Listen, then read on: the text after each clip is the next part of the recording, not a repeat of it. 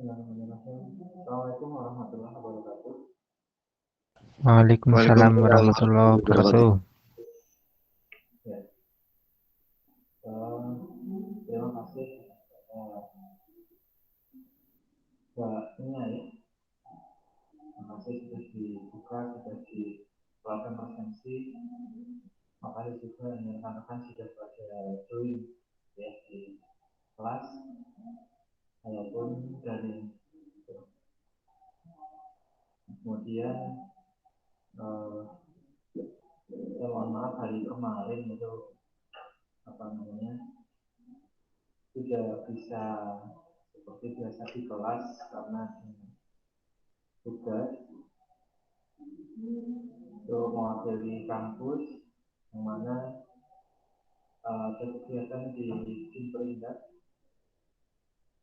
dinas perindustrian dan perdagangan di Kabupaten Banyumas punya rencana-rencana, kemudian kita membuat album protokol di amanah gitu ya, diajak kolaborasi ya. Mohon doa, mohon dukungan nanti salah satu program yang bisa dilaksanakan. Intinya itu, ya. Kemudian yang kemarin harusnya adalah teori, sekarang praktikum. Nanti saya mohon izin untuk hari ini saya jelaskan materi, kemudian praktikum saya ingin kalian bisa nanti tinggal dikerjakan, kemudian nanti dikumpulkan melalui link yang saya berikan, tidak seperti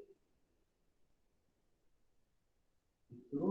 Kemudian ya pertemuan kemarin rekaman belum saya upload ya, maaf, insyaallah segera hari ini kalau saya bisa upload.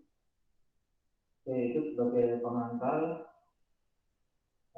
Sebelum saya lanjut atau masuk ke materi, barangkali ada yang mau bertanya dulu, silakan.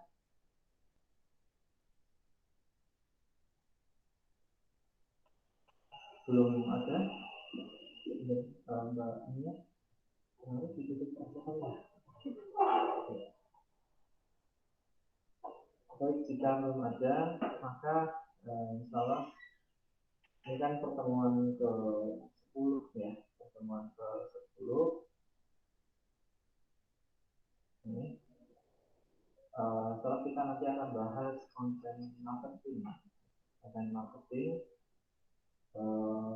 yang mana tentu konten marketing ini bermanfaat dalam kita mempromosikan bisnis kita. Ya, ini basic ya. Ini salah satu basic yang bisa kita optimalkan. Nah, kemudian saya belum share ya, share screen.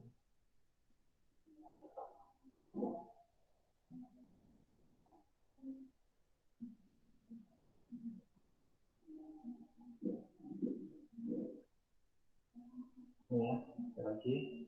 Masalah materi kita hari ini adalah konten marketing untuk mengoptimalkan promosi. Nah, kemudian saya mohon izin untuk materi ini, saya membawa materi dari Google Gapura Digital, ya. Membawa materi dari Google Gapura Digital. Karena menurut saya ini salah satu, tentu saya banyak belajar, namun menurut saya ini yang paling mendekati pemahaman bagaimana Anda bisa membuat konten marketing ya, untuk bisnis, kira-kira seperti itu. Baik, sebelum perkuliahan, seperti biasa ya, alangkah baiknya kalau kita berdoa menurut agama kita masing-masing agar pertemuan ini banyak manfaatnya ya, untuk kita semua, juga untuk diberi kelancaran. Untuk itu berdoa menurut agama masing-masing Saya persilahkan.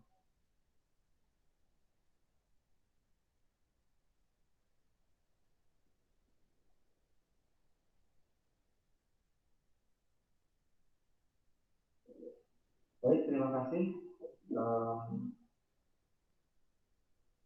Bener nggak ada yang tanya ini ya? Nggak ada yang tanya ya? Lancar semua ya. Besok untuk yang SEO juga ada, tadi saya sampaikan ada apa namanya? Ada video, kemudian nanti ada biasa monitoring ya. Kalian sudah sejauh apa, sejauh mana? Kira-kira seperti itu. Baik, kalau tidak ada yang ditanya, maka saya masuk ke materi. Sekali lagi ini materi dari Google Gapura Digital. Ini di Gapura Digital itu materi yang kelima sebetulnya kalau di sana adalah terkait konten marketing dan copywriting. Nah, di sini nanti materi nanti bisa saya upload untuk kalian download. Nah, agendanya adalah hari ini ya, akan kita bahas adalah pengenalan marketing dan copywriting. Jadi nanti yang pertama kita kenalan dulu, kemudian setelah itu ya membuat bagaimana cara membuatnya, langkah-langkahnya itu bagaimana. Kemudian ada tambahan terkait alat bantunya, alat bantu untuk membuat konten marketing kira-kira apa saja, bagaimana, kira-kira seperti itu. Oke, masuk ke bagian pertama yang kita bahas adalah kenalan, ya, kenalan dengan konten marketing dan juga copywriting. Maka saya masuk yang pertama dulu adalah konten marketing. Apa sih konten marketing itu? Kalau dilihat dari definisinya, konten marketing itu kira-kira seperti ini. Konten marketing adalah sebuah strategi pemasaran yang mana kita itu sebagai pelaku usaha adalah mulai dari merencanakan, okay? Mulai dari merencanakan, kemudian dibuat, ya. Kalau sudah dibuat, maka yang berikutnya adalah didistribusikan. Oke, sekali lagi konten marketing adalah strategi pemasaran yang katakanlah dari mulai direncanakan, kemudian dibuat dan didistribusikan. Apa yang direncanakan, dibuat dan didistribusikan adalah konten yang mampu menarik audiens, ya, audiens yang tepat sasaran, yang harapannya mendorong mereka untuk menjadi pelanggan, ya. Nah, konten marketing ini dapat membantu mencapai tujuan bisnis. Masih ingat ya, tujuan bisnis ya adalah profit, keuntungan. Nah, konten marketing ini dapat memperoleh customer potensial, membangun hubungan dengan customer lama, juga dapat mempengaruhi, dapat membuat orang lain mengetahui merek atau produk yang Anda pasarkan. Ya, konten marketing. Nah, ketika kita bicara konten marketing, kita tidak suka berarti kita harus tahu nih medianya apa saja. Nah, namun sebelum lebih jauh bicara tentang medianya apa saja, itu sebetulnya adalah kita harus paham betul karakteristik ataupun target market sebetulnya. Kenapa? Agar nanti dalam membuat konten juga lebih mengenal, ya, maksudnya lebih bisa diterima oleh pelanggan. Nah, di sini dicontohkan jenis konten marketing yang pertama adalah foto. Ya. Jenis konten marketing yang pertama adalah foto. Oke.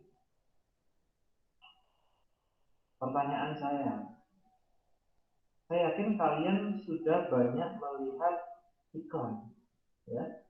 Dan iklan itu banyak banget, ya. Ada di mana-mana. Di offline, di pinggir jalan, ada iklan, ada, ya. WO apa sekarang. Di digital, di media sosial, ada iklan, sangat banyak. Di YouTube ada, banyak juga. Di TV banyak juga, ya. Yang intinya media itu tadi ada foto, ada tulisan nanti, ada video nanti, dan sebagainya dan sebagainya. Nah, cuma PR-nya adalah nantinya ketika kita membuat artikel atau membuat foto atau membuat video apapun itu, ya lagi pikirkan target audiensnya, gitu ya. Posisikan Anda menjadi seorang audiens. Audiens sukanya apa? Contoh, paling gampang misalnya adalah Anda orang Banyumas. Anda orang Banyumas, kemudian misalnya gimana caranya Anda stay, ya, atau hidup di Jogja misalnya, di Yogyakarta misalnya. Kemudian di Jogja Anda misalnya usaha, misalnya buka warung nasi goreng misalnya.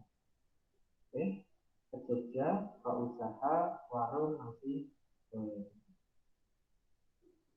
Maka pertanyaannya adalah yang namanya masakan, nasi goreng itu termasuk masakan. Yang namanya masakan itu macam-macam. Nah, pertanyaannya adalah ketika Anda nanti membuat nasi goreng, rasanya itu kira-kira mau cenderung manis atau cenderung asin atau cenderung pedas? Mau mana?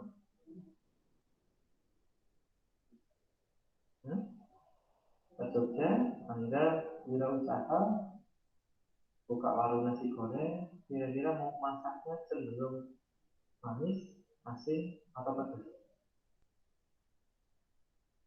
Ada yang bisa bantu jawab? Asin, Pak. Asin. Oke, kenapa asin? Menarik ini. Kenapa asin? Anda pilih asin. Kenapa? Karena banyak yang suka asin. Nah, menurut Anda banyak yang suka asin. Padahal kita cek saja. Kita cek di Google. Oke.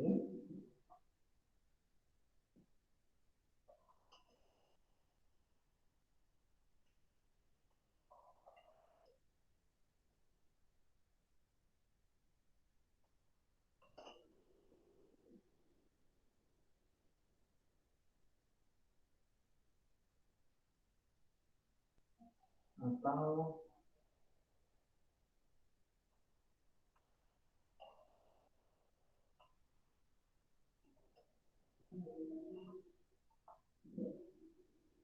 tuh, sudah kelihatan. Kenapa orang juga suka manis, bukan asin? Tuh. Orang Jogja lebih suka manis, bukan asin. Oke. Jadi gimana? Menurut jenengan kira-kira mau jualannya mau asin, manis, atau pedas? Kalau di Jogja ya manis berarti. Ya? Manis berarti kalau pasarnya Jogja. Oke. Berarti manis. Tidak harus juga, gitu. Kenapa tidak harus? Masih adalah sesuaikan dengan target market, gitu ya. Sesuaikan dengan target market. Betul, bukannya di Jogja. tetapi pada saat menentukan target market itu apa target market Anda? Apakah orang Jogja asli atau pedagang atau pelajar misalnya? Kalau pelajar kebanyakan dari mana misalnya? Nah itu. Jadi pemilihan data itu sesuaikan target market. Ya, tidak harus menjudge satu dulu, tapi sesuaikan target market. Nah, tadi mungkin saya bilang jawab asing itu menarik. Barangkali Anda ingin mengobati orang Banyumas yang pada kuliah di sana. Banyumas kan senang asing, ya. Cilacap kan senangnya asing, ya. Barangkali target marketnya mau itu, boleh dari mana? Ya, manis, boleh. Kalau memang target marketnya orang Jogja asli, silahkan. Tapi itu bagus, gitu ya. Nah, maksudnya apa? Tadi, ketika Anda membuat sesuatu sesuaikan dengan target market, boleh, asing boleh. Oke. Contoh lain adalah misalnya Anda kuliah di IT, Anda programmer, Anda bikin aplikasi. Misalnya Anda bikin aplikasi untuk kasir misalnya.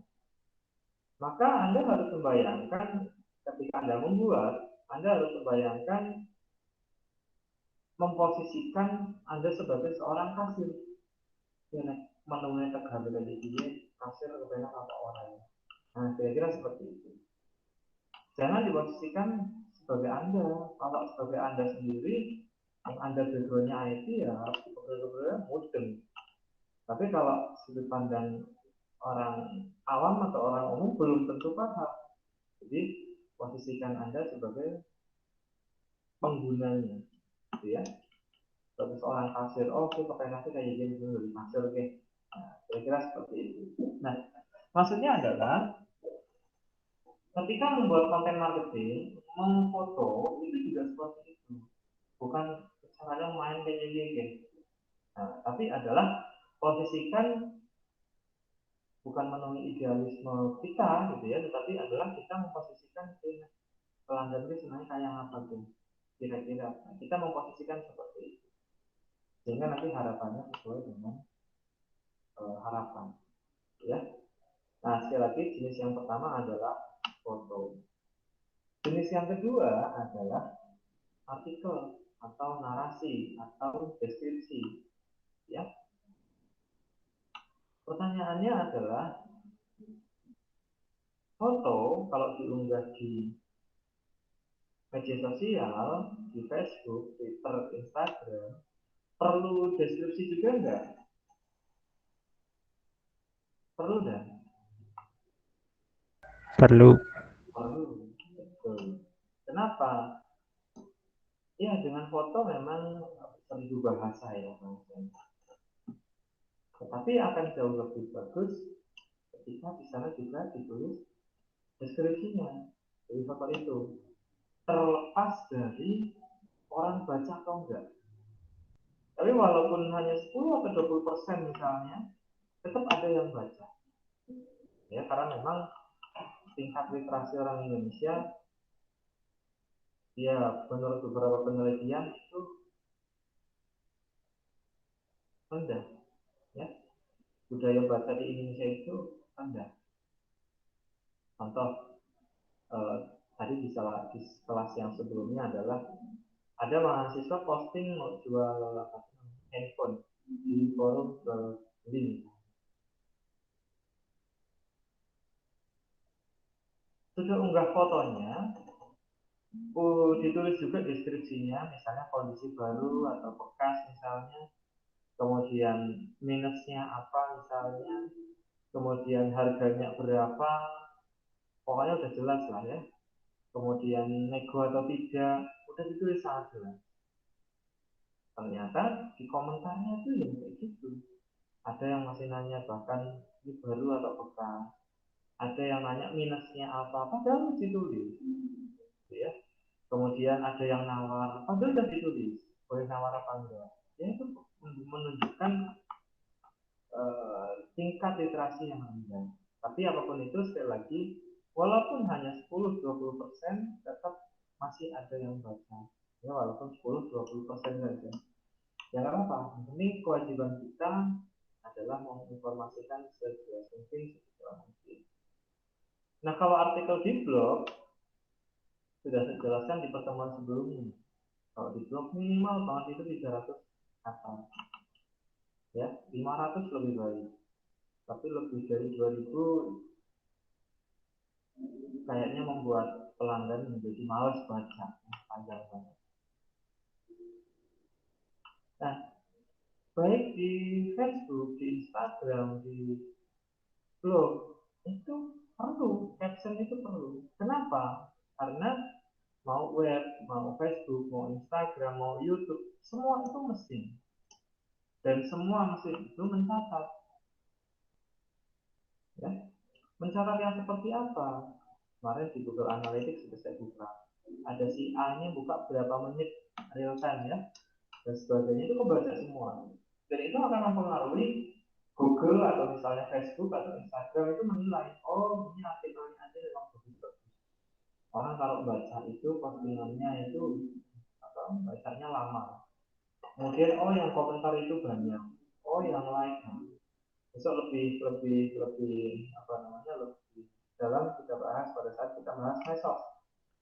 Ya, tapi sekali lagi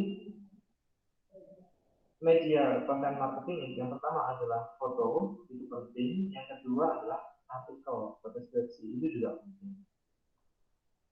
Kemudian yang ketiga ada jenis yang namanya infografis, ini juga bagus, bisa kalau misalnya produk kesehatan itu bisa menunjukkan grafik-grafik kesehatan dan sebagainya sebagai pendukung. Dan media yang keempat adalah video, ya video audiovisual. Tapi memang eh, banyak sih yang nonton video, tapi juga ada beberapa rekan kita itu yang belum bisa menonton dengan lancar, misalnya ada buffering, misalnya kuotanya habis misalnya. Jadi yang mau itu nanti sekali lagi disesuaikan dengan target market. Tapi minimal banget gambar, syukur ditambahin tulisan, ya. Nah, kenapa kok konten marketing dan konten marketing? Karena ada beberapa alasan. Yang pertama, kalau kita nulis konten marketing, maka kita bisa memperlihatkan kelebihan produk kita. Itu yang pertama. Kemudian bisa membangun hubungan kedekatan dengan audiens, komentar-komentar dan sebagainya. Kemudian yang ketiga, meningkatkan kesadaran dan pengakuan terhadap merek. Jadi audiens itu akan lebih trust lah ya, percaya. Yang keempat, membangun loyalitas dan kepercayaan. Kenapa kok bisa seperti itu? Sebetulnya karena ini, karena nomor 5. Apa nomor 5? Adalah memposisikan bisnis bahwa Anda itu ahli di bidang itu. Contoh, tadi kita bicara nasi goreng. Dan kita bisa ngambil apapun itu adalah dari input, proses, dan output. Bisa kita jadikan konten. Inputan dari nasi goreng. Nasi goreng itu punya inputan enggak? Pasti punya. Pertanyaan saya, coba, apa inputan dari nasi goreng itu apa coba? Ada yang bisa bantu? Bahan, Pak. Nah, selain bahan juga ada alat, ya. Inputannya itu ada alat, ada bahan. Contoh, nasi goreng. Alat untuk bikin nasi goreng apa aja? Ada wajan, terus ada pakai spatula apa sih ya, saya nggak tahu itu namanya. Terus mungkin kompor, mungkin macam-macam. Nah, itu bisa dijadikan konten enggak? Bisa. Misalnya jenis wajan itu banyak banget, macam-macam. Bahkan ada yang udah nempel kompor kayaknya, ya. Nah itu bisa kita bahas, kita ulas untuk dijadikan konten. Macam-macam wajan. Wajan yang kami pakai, yang ini loh, betul yang ditonjolkan baik-baiknya ya, yang baik lah katakanlah, yang pacar yang kita pakai adalah yang terbaik misalnya. Nah itu bisa jadi konten. Satu lagi juga pakai ini tuh nggak lengket segala macam misalnya ya, alat. Kemudian bahannya apa aja? Bahan pokok bikin nasi goreng ya nasi gitu. Nah sebelum jadi nasi itu bisa dari beras misalnya. Nah, kita bisa bahas tuh, kenapa kita pakai beras ini? Karena yang paling pas untuk nasi goreng itu seperti ini misalnya. Beras, kemudian bawang brambang, gitu ya. Misalnya kita pakai yang organik, nah itu bisa tuh bikin konten marketing, ulas tentang bahan-bahannya, sangat mungkin. Kemudian proses nasi goreng, resep bumbu dan sebagainya itu bagaimana? Bisa dibikin konten, walaupun mungkin ada yang disensor misalnya, caranya, waktunya, berapa lama bikin nasi goreng. Kemudian outputnya, misalnya nasi goreng kita macam-macam. Ada nasi goreng bakso, sosis, kambing, ati, pete misalnya, atau bahkan nasi goreng sayur misalnya. Kalau saya tuh senangnya nasi goreng sayur gitu. Ada, ya. Itu output, itu bisa dibikin konten, ya. Nah dengan demikian, customer tuh oh iya ya, kayak pancen anti ya, wajahnya bermain gitu ya. Oh, cara gawanya nanya kayak pancen, oh higienis misalnya. Nah, sehingga akan membangun loyalitas, kepercayaan, dan tentu kan audiens itu oriented pakar lah bisa dibilang. Dan ini juga akan berpengaruh terhadap uh, mempercepat ya, hasilnya mempercepat audiens dalam mengambil keputusan. Ya, yang untuk kemarin masih goreng. Konveksi juga sama, punya alat, apakah alat konveksi jahit misalnya, alat jahit, kemudian alat sablon misalnya, kita bisa ulas bahannya, ada kain, ada benang, ada benih, ada macam-macam, kita ulas. Yang kita pakai yang mana saja misalnya, rating misalnya, itu bisa kita ulas. Prosesnya bisa jelas, outputnya apa saja jelas, ya. Itu bisa ide-ide menjadi konten untuk konten, ya, konten. Kemudian copywriting, beda apa sama sih? Nah, kita baca. Copywriting adalah konten yang disampaikan melalui media online dan materi yang dicetak dengan tujuan beriklan atau berpromosi, ya, untuk menarik perhatian dari target market. Tujuan utama dari copywriting adalah menjual atau promosi merek usaha. Kalau boleh saya singkat, copywriting itu tujuan utamanya adalah closing, ya, laku. Nah ini tidak seperti konten marketing yang, ya, konten marketing itu bertujuan jual gitu ya, tapi bukan menjual secara langsung, lebih ke membantu audiens memahami merek dan membangkitkan minat. Intinya seperti itu. Sehingga kalau dicontohkan, digambarkan seperti ini. Gambar sebelah kiri, gambar sepatu, itu bisa dibilang itu contoh konten marketing. Kenapa? Karena menampilkan gambar, ada judulnya, ada sedikit deskripsinya, kemudian di sana ada mengulas keunggulannya apa saja nih, bahan apa segala macam misalnya. Nah yang sebelah kanan ada gambar perempuan, kemudian dongkas, ada tulisannya, ya, ada sedikit ya narasi, bukan narasi sih ya, pengantar saja, kemudian ada apa segala macam. Nah di pojok kanan bawah ada tulisan shop. Ya, sekali lagi tujuan utama dari copywriting ini adalah menjual. Sehingga di sana ada istilah yang disebut dengan call to action, CTA. Beli sekarang, boleh diganti nomor WA juga misalnya. Jadi tujuannya agar orang beli, kalau beli kemana itu mudah. Singkatnya seperti itu. Mudah-mudahan ada gambarannya. Nah, tadi kelebihannya content marketing sudah kita bahas. Kalau copywriting, kelebihannya adalah menarik audiens untuk membaca, kemudian menonjolkan produk atau jasa, ya. Dan yang paling penting adalah membantu memberikan hasil transaksi penjualan, closing, dalam waktu yang lebih singkat. Kira-kira seperti itu. Konten marketing dan copywriting. Oke, untuk gambar. Kemudian materi yang berikutnya adalah membuat konten marketing.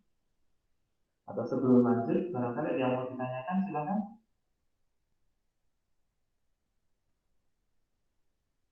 Belum?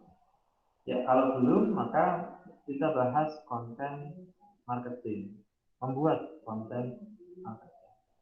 Gimana cara membuat konten marketing? Ya, ada beberapa cara.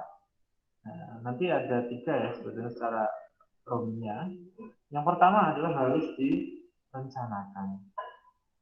Oke, cara membuat konten marketing yang pertama adalah harus direncanakan. Bagaimana cara merencanakannya? Ya nggak ngawur juga, tapi ada cara-caranya. Ya, adalah memahami audiens, ya, memahami target market. Cara memahaminya bagaimana? Macam-macam. Mulai dari memahami produk Anda. Wajib hukumnya Anda memahami produk. Yang ini kemarin sudah saya bahas di pertemuan sebelumnya. Kalau saya lebih nyaman saya menuliskan produk saya itu dengan cara 5W.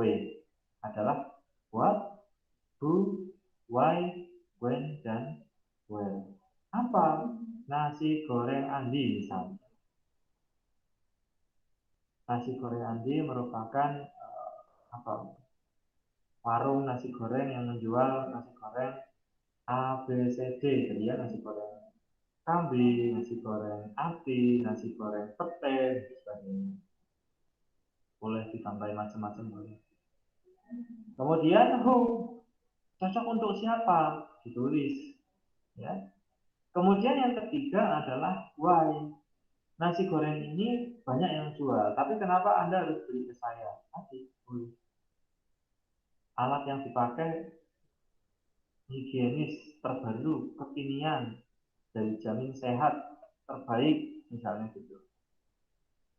Bahan yang digunakan, bagaimana misalnya, ya, tempatnya, misalnya, ya, menjaga protokol kesehatan, kebersihan, dan sebagainya, misalnya. Kemudian when, kapan kalau mau datang ke toko saya, di mana toko saya berada, when, pahami. Untuk memahami itu, memahami audiens, tadi yang pertama adalah pahami produk atau jasanya, yang kedua adalah segmentasikan target market berdasarkan ada geografi, demografi, isografi, behavioristik, ya. Saya jual nasi goreng itu untuk Jogja misalnya, atau mau Jogja mana saja misalnya, atau mau Banyumas saja misalnya, atau mau tambah Purbalingga, Cilacap, Bumiayu misalnya.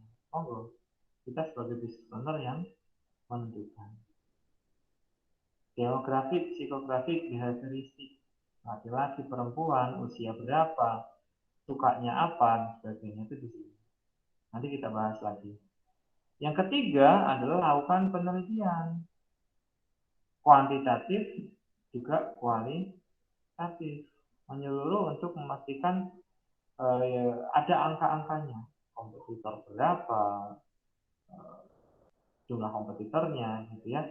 Kemudian lakunya berapa, harganya berapa, rasanya apa aja. Monggo sedetail mungkin Anda menggali. Kalau sudah tentu pilih audiens Anda yang lebih spesifik.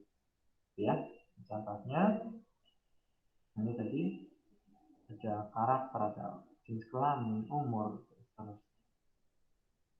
Dari ini nanti juga sudah akan muncul rekomendasi konten yang cocok itu yang mana. Kalau kita melihat karakteristik yang seperti ini, ya, monggo. Intinya sekali lagi, membuat konten marketing yang pertama adalah rencanakan.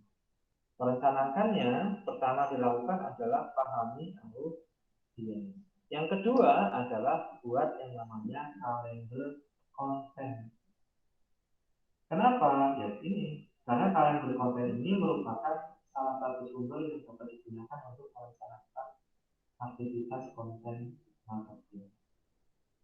Dengan kalender konten, kita bisa merencanakan konten seputar peristiwa, bisa mengetahui jarak tiap konten yang akan dipublish, keseringan atau tidak, dan juga dapat menentukan konten yang akan dipublish sesuai dengan tanggal yang seharusnya. Konten, kalender, kontennya. Contohnya seperti ini. Ya, dia akan saya lengkapi juga contoh-contohnya seperti apa. Nah, yang paling mudah misalnya adalah menggunakan spreadsheet. Excel bolehlah, Google Spreadsheet bolehlah, ya. Untuk memudahkan Anda untuk membuat kalender konten bersama tim. Contohnya seperti gambar ini. Ya, nah itu ada pewarnaan. Kuncinya apa? Merah itu hari libur, oranye itu bikin iklan, kuning itu e-book dan sebagainya dan sebagainya. Monggo. Anda bisa mengikuti tema kalender umum seperti kalender tahun baru, Imlek, puasa, kemerdekaan dan sebagainya. Nah, ini contoh.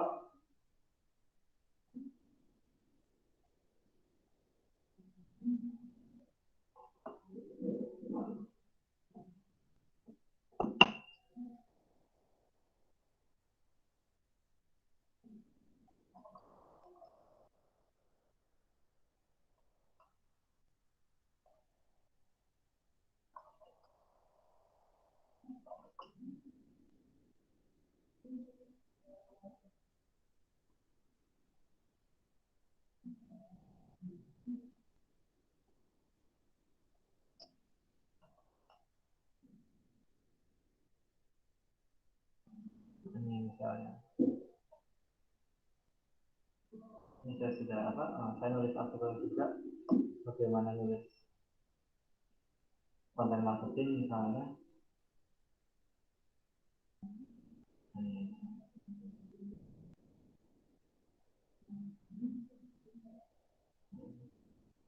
Ini contoh, salah satunya adalah dia kalender umum yang membuat, kalau saya menggunakan PHBI salah satunya. Nanti ini didesain kayak kalender kayak itu. Dan contohnya adalah PHBI, peringatan Hari Besar Indonesia. Ini kan berulang. Di Indonesia, nah ini, apa saja? Sekarang bulan ini. Sekarang tanggal 10. Hari medsos. Sudah pada tahu belum kalau hari ini hari medsos? Sudah dibikin konten ya.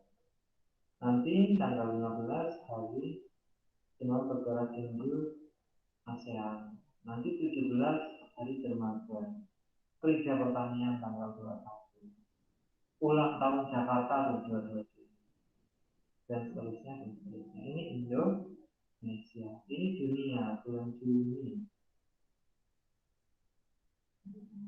Sekarang tanggal 10. Besok tanggal 14 hari donor darah sedunia. 17 hari musik tanggal 21. Tanggal Oktober juga ada. Nah ini sudah saya gabungan juga nih. Saya gabungkan.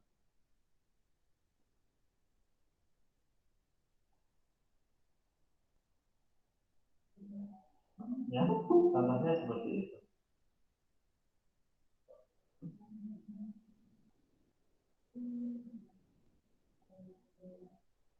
Jadi contohnya adalah bisa menggunakan Google Spreadsheet atau Microsoft Excel, kemudian di sana menggunakan kalender umum tadi contohnya. Kemudian menggunakan PHBI, kalender PHBI. Masukkan tema khusus sesuai dengan industrinya, kemudian rencanakan dan jadwalkan kapan konten akan diterbitkan. Nah, kemudian tadi ini kita bisa menggali dari the golden circle. Ya, kalau the golden circle itu hanya what, how, dan why. Kalau saya what, who dan why, ya mirip-mirip ya. Tuh. Jadi sekali lagi membuat konten direncanakan. Kalau sudah direncanakan, cara bikinnya bagaimana? Itu tadi bisa menggunakan PHBI, bisa juga misalnya menggunakan apa yang sedang tren sekarang, ya. Misalnya adalah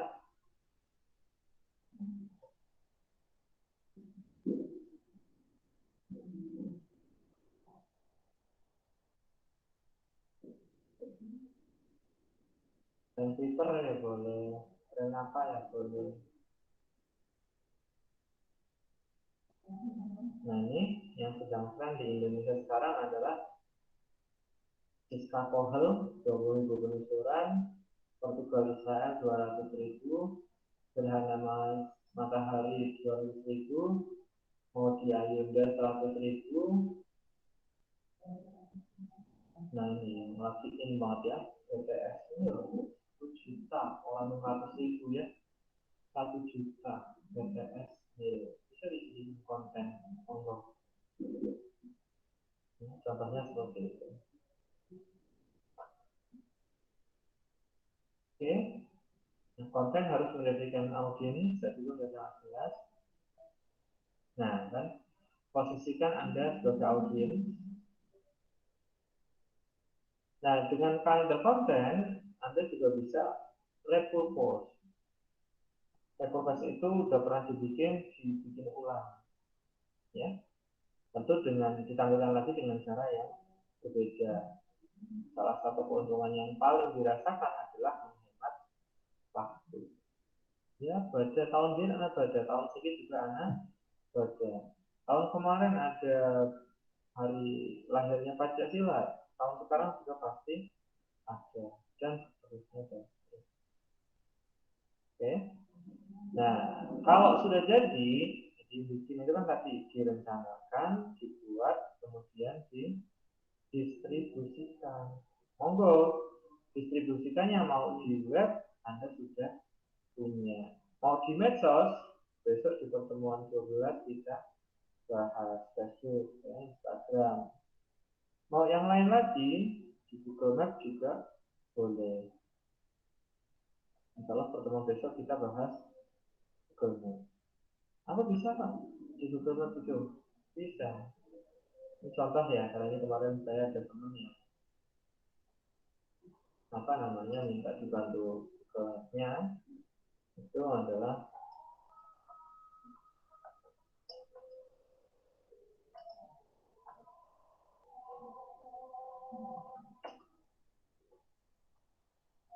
nah ini dua hijab sampang Cilacap ya Cilacap ini tuh sebulan sekitar 2.000 penelusuran ya. Terus kalau yang beli berapa ya tanda kutip saya nggak tahu, tapi kalau trafficnya saya tahu, saya kelola gitu. Nah ini tadi bikin konten apa bisa nggak bisa di Google Maps, bisa di upload produk bisa, mau di upload apa-apa informasi-informasi apa bisa sama aja ya. Jadi Google Maps juga bisa, monggo. Jadi ya rencanakan, dibuat dan didistribusikan. Kemudian ini yang perlu diingat, tambahkan yang namanya copywriting, yaitu call to action. Tambahkan itu nomor WA minimal. Ini contoh-contohnya, kasusnya adalah makanan misalnya di Facebook itu seperti ini. Masih berbayar ya.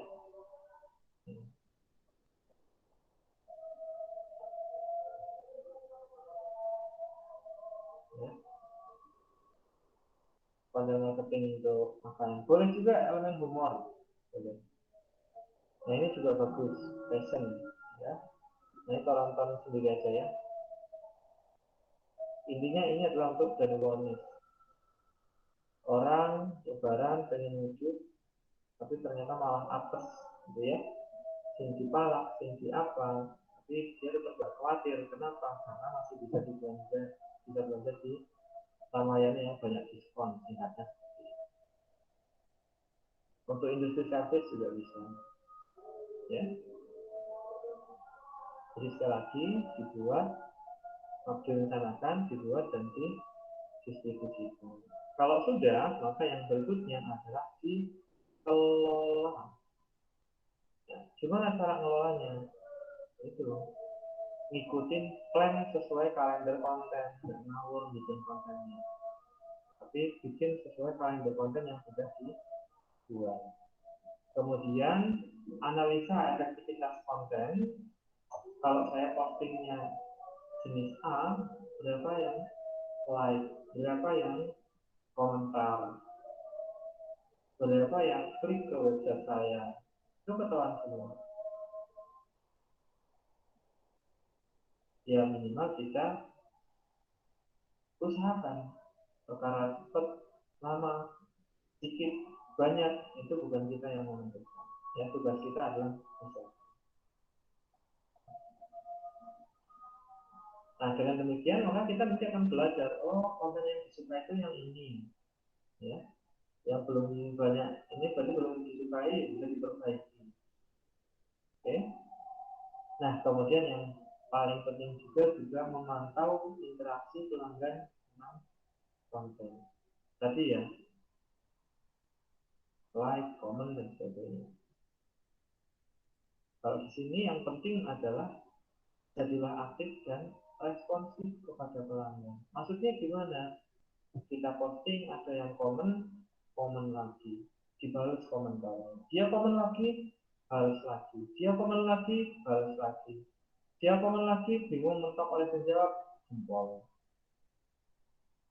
Ya, intinya jangan berhenti di Anda, jadi berhenti di customer. Bingung ngarep komen apa mana. Itu nanti alasan dan sebagainya lebih detail di 2 minggu lagi ya, saat kita membahas medsos. Kenapa? Ya intinya salah satunya adalah karena dengan seperti itu customer merasa punya keterikatan. Ya. Alasan yang lain karena lagi-lagi masalah mesin. Facebook, Instagram itu mesin. Kemudian yang terakhir, tools, saya pikir sudah paham semua, ada Google Trend dan sebagainya. Kemudian ada juga customer barometer. Ini juga kalian pasti bisa prakteknya bisa, ya. Mungkin itu yang bisa saya sampaikan di pertemuan ini. Barangkali ada yang mau ditanyakan, silahkan.